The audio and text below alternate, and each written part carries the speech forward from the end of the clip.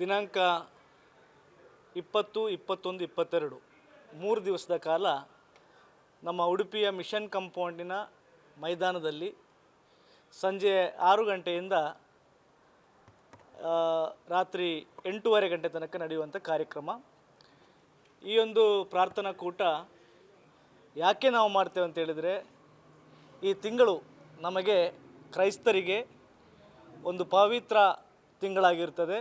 ವಿಶೇಷವಾಗಿ ನಾವು ಕ್ರಿಸ್ತನ ಶಿಲುಬೆಯನ್ನು ಧ್ಯಾನ ಮಾಡುವಂಥ ಈ ಒಂದು ಮಾಸವಾಗಿರ್ತದೆ. ಹಾಗಾಗಿ ನಾವು ಇಲ್ಲಿ ಎಲ್ಲ ಸಭೆಗಳು ಒಟ್ಟಾಗಿ ಈ ಹಬ್ಬದ ಸಲುವಾಗಿ, ಈ ಪವಿತ್ರದ ದಿನದ ಸಲುವಾಗಿ ಈ ಒಂದು ಪ್ರಾರ್ಥನಾ ಕೂಟವನ್ನು ಉಡುಪಿಯಲ್ಲಿ ನಾವು ಆಯೋಜಿಸಿದ್ದೇವೆ. ಇದೇನು ನಾವು ಹೊಸದಾಗಿ ಆಯೋಜಿಸುವುದಲ್ಲ. ಪ್ರತಿ 2 ವರ್ಷಕ್ಕೊಮ್ಮೆ ಈ ಒಂದು ಸಮಾಧಾನ ಮಹೋತ್ಸವ ನಡೀತಾನೇ ಇದೆ. ಕೋವಿಡ್ ನಂತರ ನಾವು ಇದು 2ನೇ ಒಂದು ಸಮಾಧಾನ ಮಹೋತ್ಸವ ನಡೆಸ್ತಾ ಇದ್ದೇವೆ. ಅದರಲ್ಲಿ ಕೂಡ ಮೋಹನ್ ಸಿ ಲಾಜರಸ್ ಅವರು ನಮ್ಮ ಉಡುಪಿಗೆ ಇದು 3ನೇ ಸಾರಿ ಬರ್ತಾ ಇರುವಂಥದ್ದು. ನಮ್ಮ ಮೈದಾನದಲ್ಲಿ ಭಾಳಷ್ಟು ಧಾರ್ಮಿಕ ಕ್ರೈಸ್ತ ಕಾರ್ಯಕ್ರಮಗಳು ನಡೆದಿದೆ.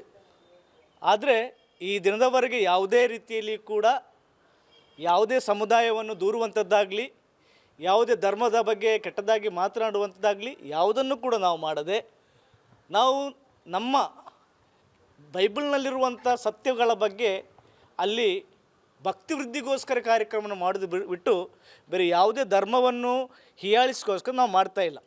ಆದರೆ ನಿನ್ನೆ ದಿನದಲ್ಲಿ ಶ್ರೀಕಾಂತ್ ಶೆಟ್ಟಿ ಅವರು ಒಂದು ಪತ್ರಿಕಾ ಹೇಳಿಕೆಯನ್ನು ಕೊಡ್ತಾರೆ. ಕ್ರೈಸ್ತರು ಮತಾಂತರ ಮಾಡಲಿಕ್ಕೋಸ್ಕರ ಈ ಒಂದು ಕಾರ್ಯಕ್ರಮ ಮಾಡ್ತಿದ್ದಾರೆ ಅಂತೇಳಿ. ನಾನು ಅವ್ರ ಹತ್ರ ನೇರವಾಗಿ ಕೇಳಲಿಕ್ಕೆ ಇಷ್ಟಪಡ್ತೇನೆ.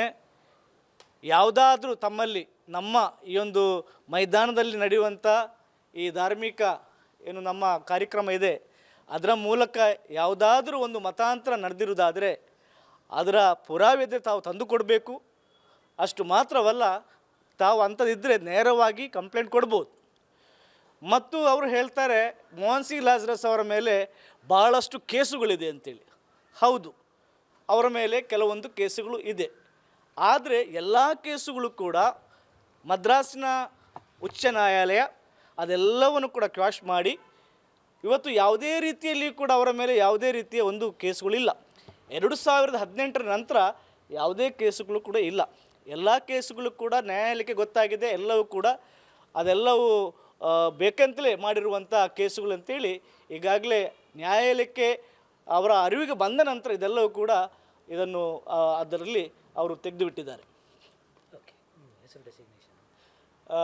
ನನ್ನ ಹೆಸರು ಪ್ರಶಾಂತ್ ಜತ್ತನ್ನ, ಅಧ್ಯಕ್ಷರು ಭಾರತೀಯ ಕ್ರೈಸ್ತ ಒಕ್ಕೂಟ. ನನ್ನ ಹೆಸರು ಪ್ರಶಾಂತ್ ಜತ್ತನ್ನ, ನಾನು ಕ್ರೈಸ್ತ ಸಮುದಾಯದ ಅಭಿವೃದ್ಧಿ ನಿಗಮ ಕರ್ನಾಟಕ ಸರ್ಕಾರದ ಇದರ ನಿರ್ದೇಶಕರಾಗಿದ್ದೇನೆ.